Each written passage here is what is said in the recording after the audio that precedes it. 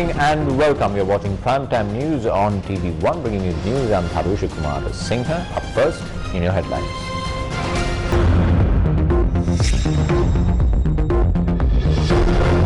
A university for Vaunia.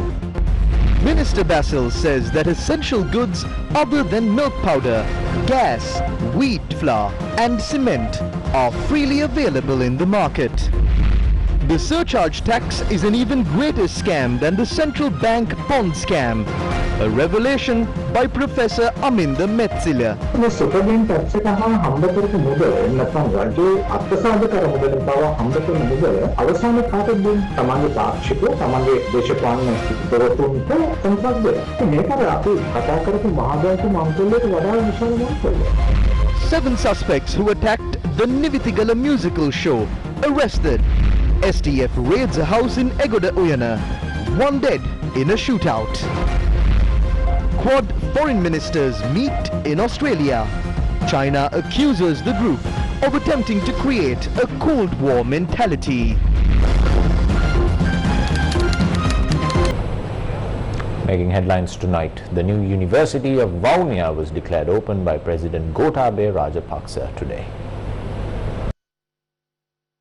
Area residents who gathered at the grounds of the hostel of the Vaunia University warmly welcomed President Gotabaya Rajapaksa. The University of Vaunia is the 17th state university in Sri Lanka and was established with effect from the 1st of August 2021 via an extraordinary gazette on the 8th of June 2021 that elevated the Vaunia campus of the University of Jaffna to a separate state university in Sri Lanka. We look at higher education with an open mind. Even though children study aesthetic subjects, there is no need for those students to pursue those same subjects at the university level as well. We must provide these children an opportunity to further their education in an area that can contribute to the development of the country. When we look at the world, there are many employment opportunities in various fields. The main responsibility of the education sector would be to produce youngsters who have the required knowledge and skill sets to be employed in such fields. The President declared open the Information Technology Centre at the university as well. Finance Minister Basil Rajapaksa says the foreign exchange shortage experienced in Sri Lanka will be only short-lived. Speaking to officials at the Finance Ministry, Basil Rajapaksa said that the government expects to minimize the effects of the forex shortage might have on the people of Sri Lanka. The committee appointed by the President to ensure that essential goods are provided to the public without a shortage met at the Ministry of Finance today. The main focus of the discussion of the committee was to ensure that the public has adequate clothes and food during the New Year season. A statement from the Finance Ministry noted that though there is a shortage of milk powder, gas, wheat flour and cement in the local market, there are sufficient stocks of all other essential items and there will be no shortage. We firstly need to ensure that essential goods are available for the general public during the festive season without any shortage. Not only during that time, we need to continue to provide these essential goods. This duty will fall on the 2 trade ministries. In addition, the tax reliefs granted by the government for essential food items not being enjoyed by the people were discussed, and it was revealed at the meeting that certain traders abuse the concessions granted by the government and sell goods at exorbitant prices. The implementation of a new mechanism to expedite the release of essential commodities, including food, to the market and to regulate and oversee this matter was also discussed. Meanwhile, people stood in long queues to purchase milk powder and cement today. This is how people queued up to purchase cement in Pilane, Galle.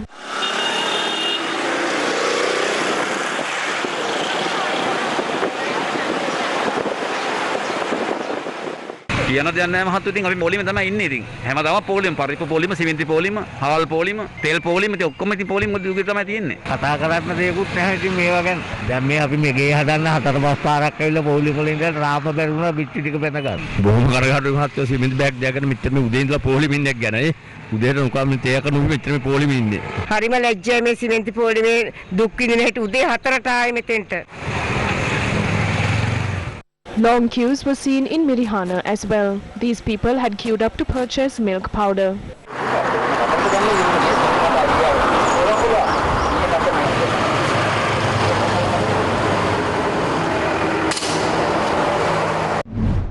The proposed surcharge tax of 25% to be imposed on the EPF and ETF has been the subject of much controversy since the announcement was made.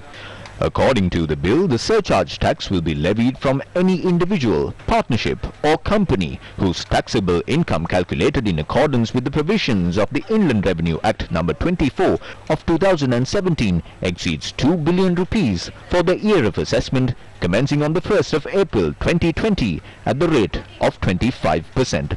This is a tax that will be levied only once. According to the definition of the Inland Revenue Act, a company is included in the definition of a provident fund, a pension fund and a pension gratuity fund or a similar fund. What are the issues that will arise after the passage of this bill? The government announced the surcharge tax during the previous budget. The government expects an income of 100 billion rupees through this tax. According to the draft of the bill prepared by the government, a majority of this 100 billion rupees will come from the Employees' Provident Fund. The proposals to impose a 25% tax on the profit of the Employees' Provident Fund comes against a backdrop where the fund is already taxed at a rate of 14% under the Inland Revenue Act. Even in the past, there was a tax levied on the income of the Employees' Provident Fund. Even today, they tax this income at a rate of about 14%. Generally, a surcharge tax is imposed upon the tax, but this surcharge has been imposed on the profit. So the surcharge tax for this 250 billion rupees is 62.5 billion rupees. We are asking that you stop this attempt of the government to use the money of working people in this country that they have saved for their futures, especially when they retire, for political programs of the government. This is unfair.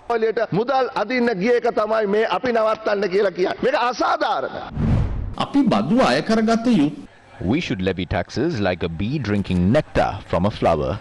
The Employees' Provident Fund and the Employees' Trust Fund are social security funds. That is the most important thing that must be understood. If some money of the fund has been invested, that money will be taxed at a rate of 25%. This will affect the people's welfare directly. Therefore, I believe that when decisions are made regarding these matters, they must be more cautious.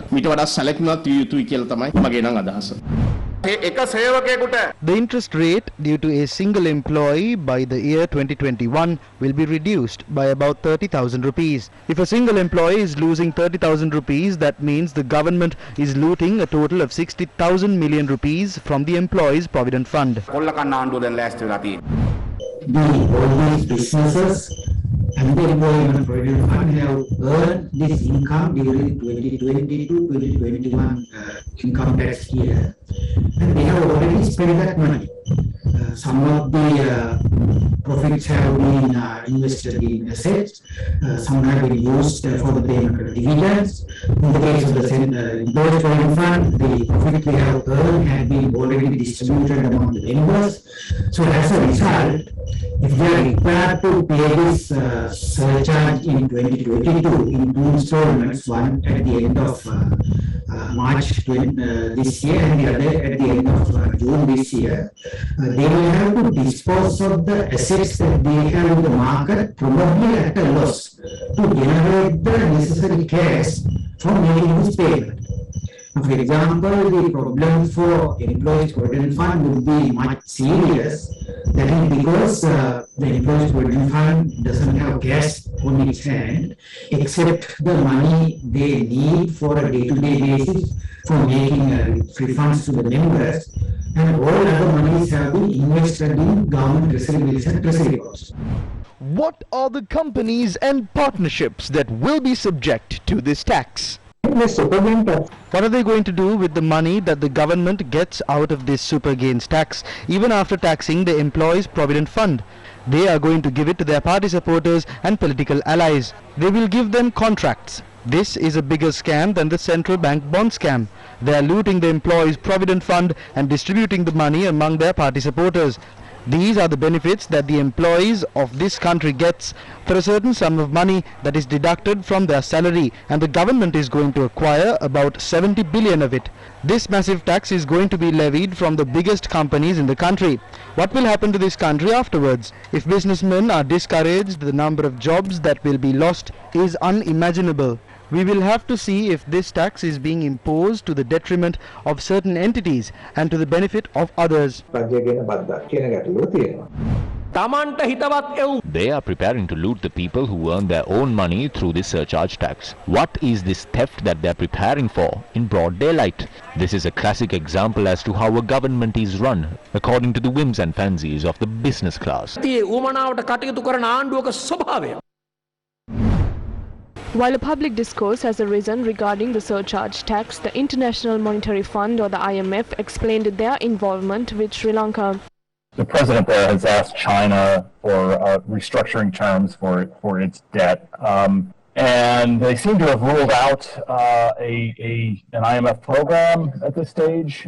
Just wondering what you can tell us about what sort of engagement the IMF has in this effort. You know, I can tell you that we had a mission that was aiming to strengthen technical assistance, mission aiming to strengthen the macro fiscal unit at the Ministry of Finance as part of our capacity development activities, and that was conducted virtually and is just concluding almost as we speak. We have not received a request for financial support from Sri Lanka, from the government of Sri Lanka. Of course, we stand ready to discuss options if requested, and we continue to closely monitor economic and policy developments. On the debt front, I don't have anything in detail to offer you there. As is always the case, we would be looking for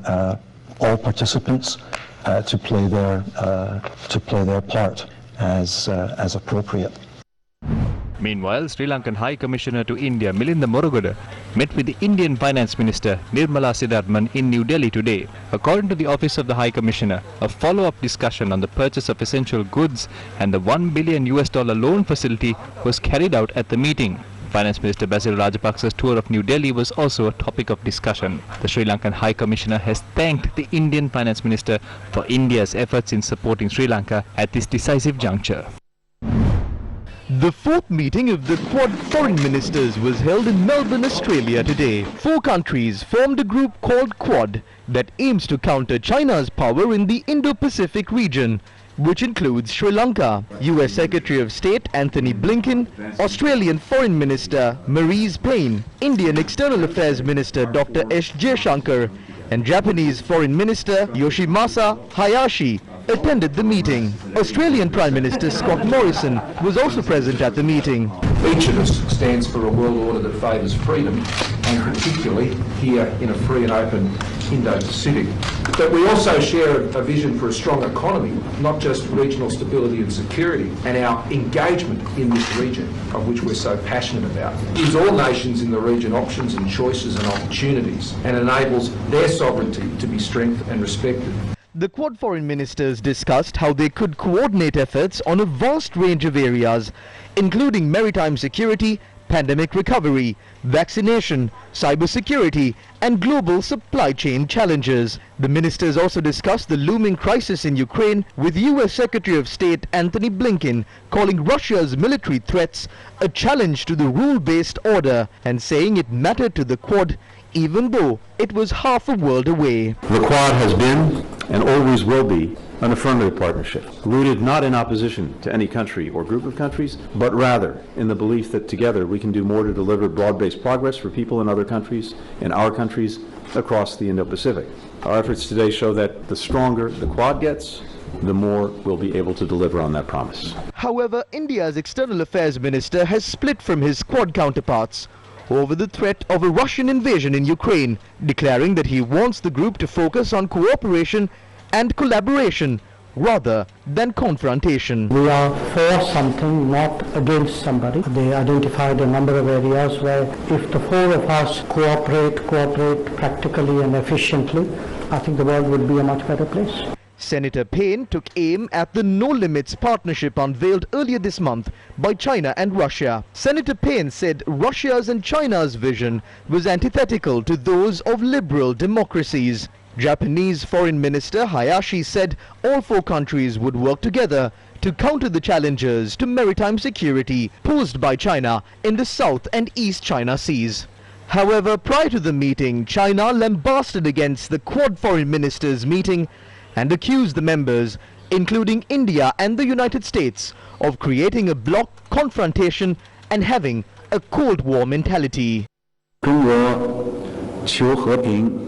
China pursues peace, development and cooperation and promotes the building of an equitable, open and inclusive security system in the Asia-Pacific region that is not directed against any third country, rejects creating exclusive cliques and including bloc confrontation. We hope the US and other countries concerned will grasp the trend of the times, adopt a proper mindset and discard the Cold War mentality. Meanwhile, US President Joe Biden has called on all American citizens remaining in Ukraine to leave the country immediately, citing increased threats of Russian military action. During the joint press conference following the Quad meeting, US Secretary of State Anthony Blinken said Russia could invade Ukraine during the Winter Olympics. We're in a window when an invasion could begin at any time. And to be clear, that includes during the Olympics. We've also been very clear that any American citizens who remain in Ukraine should leave now. Meanwhile, foreign media reported that French President Emmanuel Macron had refused to undergo a Russian COVID-19 test during his recent meeting with Russian President Vladimir Putin. According to French sources, the test required a health protocol that was unacceptable and did not fit with the French leader's schedule. It follows reports that Macron refused the PCR test over fears that Russia would get hold of his DNA. The leader subsequently held a socially distanced meeting with the Russian president. Economy news from here at home now. Worker remittances to Sri Lanka during 2021 declined by 1.6 billion US dollars to 5.5 billion US dollars, the lowest figure reported in 10 years. Worker remittances during 2021 dropped by 22.7% from 7.1 billion US dollars reported in 2020. According to the central bank data, the previous low was reported in 2011 when remittances was at 5.1 billion US dollars. Verite research points out that the discrepancy in the formal and informal exchange rate as a result of the pegged exchange rate regime adopted by the Central Bank of Sri Lanka is a likely causative factor for this decline. The drop in remittances to Sri Lanka is reported against a backdrop where the World Bank project's remittances to South Asia had grown by 8% in 2021. An analysis by Verite shows that while remittances to Sri Lanka declined significantly in 2021, several other Asian countries witnessed a growth in remittances. Has the COVID-19 pandemic raised its head again in Sri Lanka? Welcome back to the news. The Deputy Director General of Health Services, Dr. G. Vijay Surya, says that COVID-19 is increasingly spreading among elder people and children. He also said, in addition to the Omicron variant of the virus, patients who have contracted the Delta variant are being reported in the country as well. An excess of 30 COVID-19 deaths have been reported on a daily basis in Sri Lanka during the past 3 days. The total number of fatalities that have been reported in the past 3 days is 102. When we analyze these deaths, one thing that is evident is that these patients have not determined what they were contracted with until the time of their death. Neither have they sought medical consultation, nor have they admitted themselves to hospitals. Therefore, you need to always obtain medical advice and act accordingly in these situations. What is the current situation in the country? We are currently seeing an increase in COVID-19 cases in the country. What we are seeing at the moment is that the general public is not quite attentive towards the spread of this new variant of the virus and the rising number of cases in the country. The requirement for oxygen has risen at present as well. Because the virus is spreading fast and more people are contracting the virus, more patients are being admitted to the ICUs in hospitals. One thing we need to understand that there is the spread of Delta variant as well in the middle of all this. There is a possibility that your condition might deteriorate even further when you are infected with the Delta variant.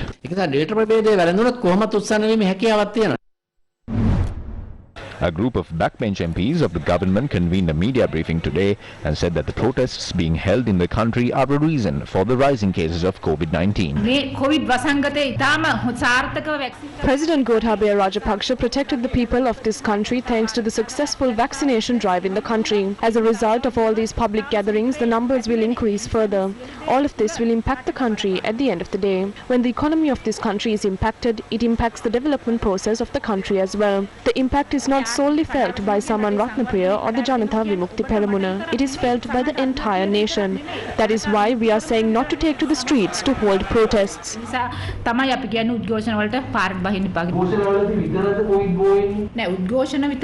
No, it's not. But we have to adhere to health guidelines at all times. When you are not distanced from each other, when you engage in protests, the possibility of the virus spreading is higher. The Omicron variant of the virus spreads faster as well.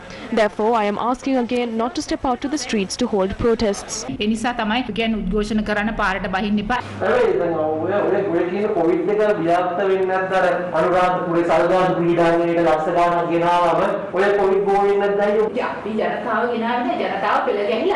did not gather crowds. The people decided to attend the rally because President Gotabaya Rajapaksa is a leader who truly cares about the people and the economy of the country. That is why the people attended the rally voluntarily. We didn't promise anything to those people who attended the rally.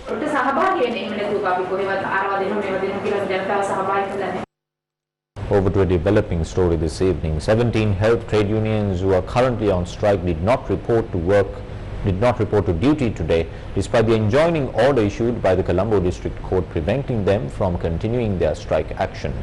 Many patients attending clinics this morning were severely impacted due to the absence.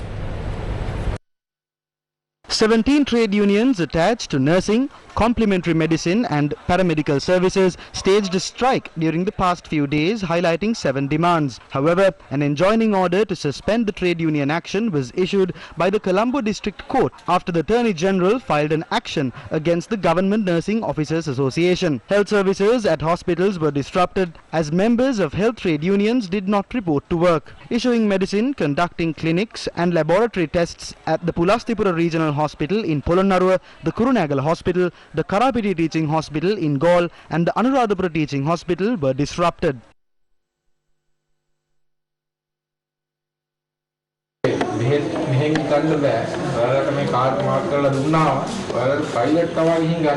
සල්ලි දීලා බොන්න ඉතින් ඇත්තටම මේ දවස්වල ඇත්තටම නෑනේ නේ රුපියල් 2000-3000ක් ඕන බෙහෙත් ගන්න. ලේකත් චෙක් කරගන්න කියලා ගියේ. ආද ස්ට්‍රයික් කිව්වා ඉතින් බෑ කිව්වා ඉතින් යනවා යන්න. පාන්දර 4යි කාලේ බස් එක යා මොකද කරන්නේ පුතා? ගෙදර ගිහින් ළමයි ගෙන් සල්ලි කීයක් හරි ඉල්ලනවා මෑන් සිරුපුරින් වජ්ජනක් දෙන්න කියනවා. ලේ දෙන්න කියලා ආවා. 15 වෙනිදා මට ක්ලිනික් තියෙන්නේ. ලේ ගන්නවත් කවුරුත් නෑ මේ දිනේ දෙන්නත් කවුරුත් නෑ. අපි දුප්පත් මිනිස්සුනේ මේ ඇවිල්ලා බලන්න. Patients that arrived at the National Hospital to receive medicine were directed to the State Pharmaceutical Corporation. Meanwhile, State Minister of Regulation of Pharmaceuticals, Professor Channa Jayasumana, visited the State Pharmaceutical Corporation outlet at the Lipton roundabout for an inspection.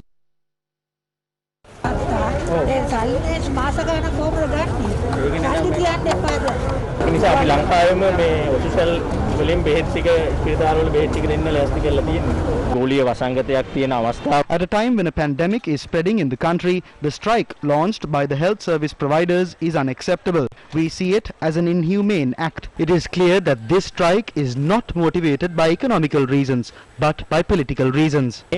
ආර්ථික අරමුණක් නෙමෙයි තාම පැහැදිලිවම දේශපාලන අරමුණක් කියන එකයි අපිට පේන්නේ. දිවයින පුරාම රෝගීන් යම් කිසි ආකාරයක අපස්ථා. Patients across the country have been inconvenienced. We have received reports of certain deaths that could have been avoided taking place. This is a tragic situation. We would like to state that patients travelling long distances are severely inconvenienced due to this.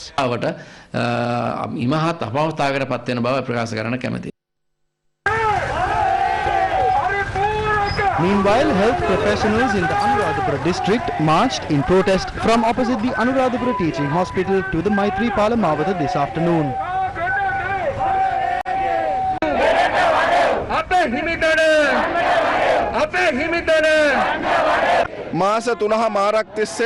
We have been urging the rulers of this country to solve these issues faced by health professionals of the country. We also demand a solution to the injustice that has been done to health professionals by increasing the salary of teachers. The government has the responsibility to pay heed to the demands of these 60,000 health professionals who are protesting on the streets. Shifting your attention from one crisis to another, the harvest of the Maha season is being reaped in the Ampara district. However, farmers allege that there is a drastic drop in the harvest, and this situation was a direct result of the liquid organic fertilizer they used to cultivate the crops. This is the harvesting season of paddy fields in Kumarigama, Anuradhapura. Paddy has been cultivated on about 1,100 acres of fields in this area. People in the country are frustrated after repeatedly saying this. It is better now not to speak about these matters. They have another 2 years or so, don't they? Let's allow them to go on like this. Their actions will result in an entirety of their generation not being able to come into power again.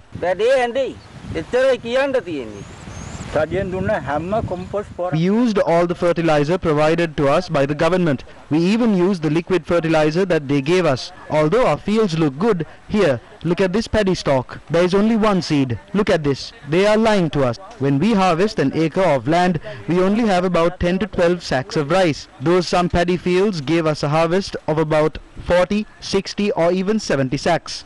වෙනදා වීමිටි 40ක් 67ක් ගත්ත කුඹුර වලින් වීපතක් 6යි තිබ්බේ 4 3 අක්කර දෙකකින් ගන්න පුළුවන් වෙන වී කවර 16යි වෙනදා වී කවර 80ක් විතර ගන්න මේ කුඹුරෙන්. Meanwhile, farmers of the Galloya Left Bank settlement and the Ampara Farmers Organization convened a joint media briefing today. They say that they will pay us compensation, but they are not prepared to pay us any compensation. They have no program to do this. They have no way of assessing the harvest of the farmers. We are harvesting now, but we only get about 8 to 10 sacks of paddy. Farmers cannot live with such a low harvest. Farmers must pay back their debts and save the jewelry that they pawned. We need to pay the wages of those who helped on the fields. They cannot even produce 5% of the paddy seeds that are needed for the next season. During the next cultivation season, farmers will not have fertilizer, agrochemicals. They will have no way to pay their debts. No money and no paddy seeds. Currently there is no water in the reservoirs as well. The entire country does not have food. We will have to consider the President or Prime Minister of China as the father who fed our nation. No decision have been made on how the yellow season is going to be cultivated. We need to sow the fields by April. Where is our fertilizer? Opposition leader Sajith Premadasa says that there is an attempt in place to suppress the very people who worked hard to bring this government into power. We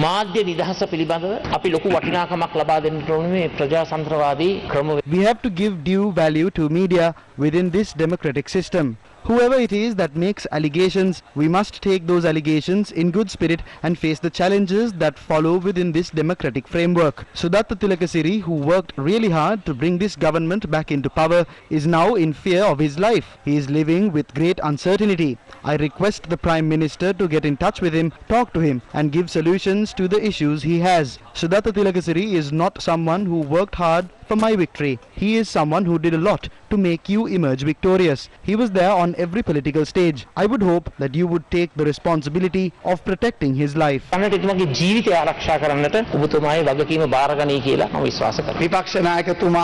Opposition leader in his speech stated that a journalist is facing death threats. The Prime Minister called me immediately and asked me to inform the IGP to provide full security to him under our government. I regret that this was brought up during the motion of condolences in Parliament today.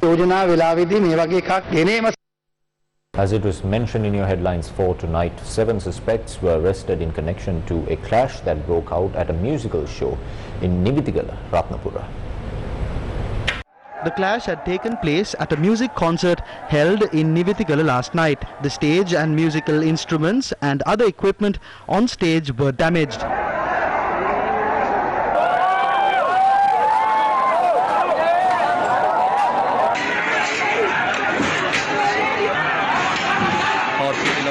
We are deeply saddened by this because we came to help our fans enjoy. We wonder as to what kind of people we are singing to. According to the police, 7 suspects were produced before the Ratnapura courts today and were remanded until the 22nd of this month. Another 5 suspects are due to be produced to the Ratnapura courts tomorrow. And up next is Crime Watch.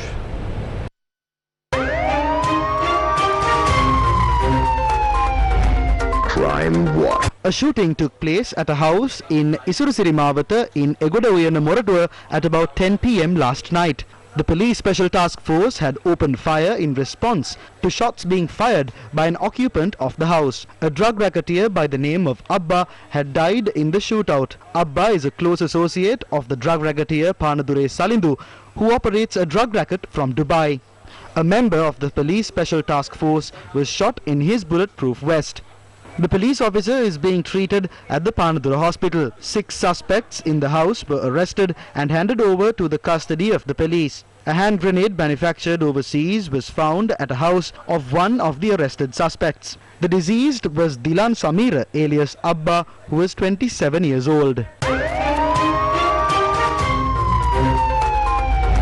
Crime Watch.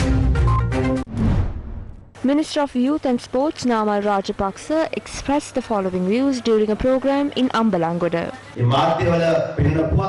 When you look at media reports these days, it makes you wonder about where the nation is heading. We see reports of suicides and murders. The society has come to a point where the stage of a musical show is vandalized if a band does not play for an additional hour when they are asked to do so. If we are to build a positive country, journalists must assist us in doing that. Today a musical show is attacked, tomorrow it may be you.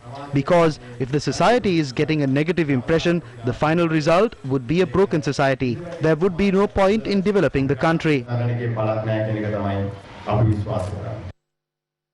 A condolence motion was moved in Parliament on the death of former Minister Mangala Samaravira today.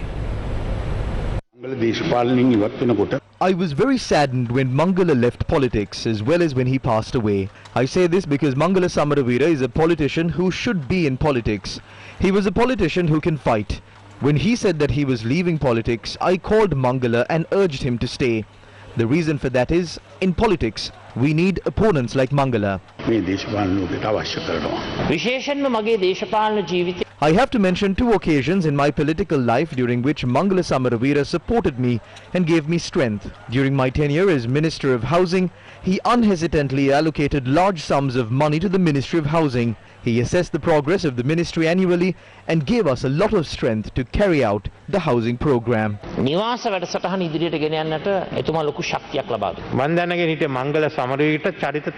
Mangala Samaravira that I knew had 3 characters. First is the character he played from 89 to 2005. He contributed immensely to bring Mahinda Rajapaksa into power. Secondly, he worked with us in the United National Party as well. I believe that if we had followed his price formula, the fuel crisis would not have been this bad. The third character is the Mangala Samaravira who resigned from parliamentary politics.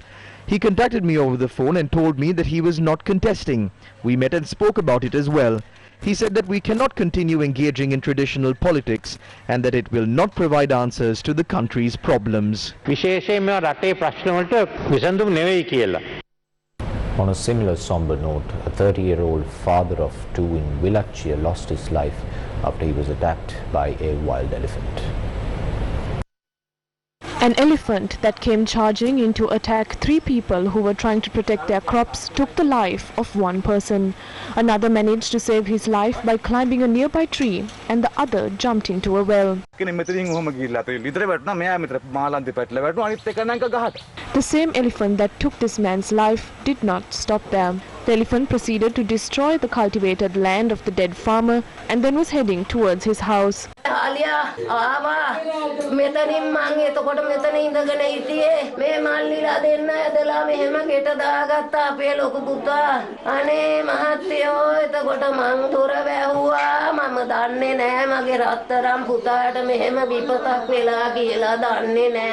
The people in this house managed to save their lives as the villagers were able to chase away the elephant. The victim of this tragic attack was a 30-year-old father of 2.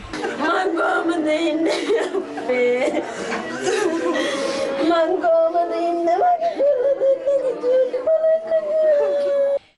innocent people in the village of Villachia are left helpless as they have no way to protect themselves from the wild elephants that come from the Vilpattu reserve to encroach on their village.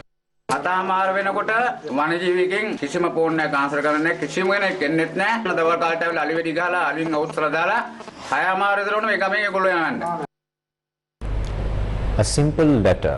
How much of an impact do you think a simple letter can have in your life? Today, Gammadda was able to respond to a letter sent by a hopeful mother and make her dreams a reality. Nayana Deepti's husband is a fisherman and she helps him to carry out his trade. Despite their efforts, they found it difficult to make ends meet. Their daughter is suffering with kidney disease. What made their lives even worse was the fact that her family did not have a proper house to live in. With nowhere else to turn, Nayana Deepti decided to write about her woes to someone she trusts. She turned to Gammadda. Gammadda told her story to the world. Good fortune came her way in the form of a magnanimous donor, Lalani Nagahawatha, who came forward to build a house for this brave mother. Nayana Deepti entered her house at an auspicious time.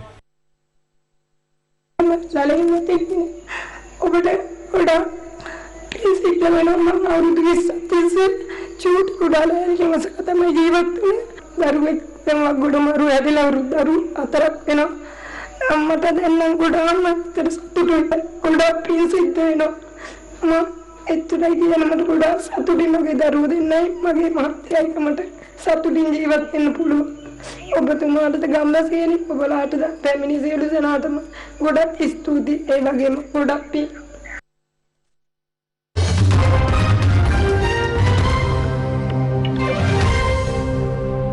Over to some interesting news from the global arena. White House staff during the Trump administration occasionally discovered wads of printed paper clogging a toilet, leading some to believe former President Donald Trump was flushing documents.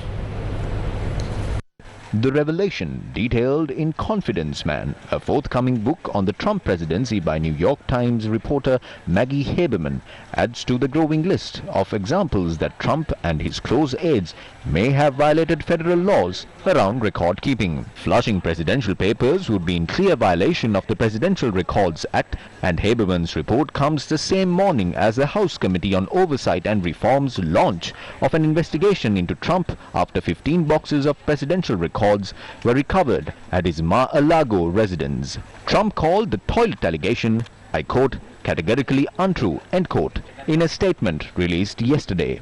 Haberman's book also reported that Trump remained in contact with North Korean dictator Kim Jong-un since leaving the White House.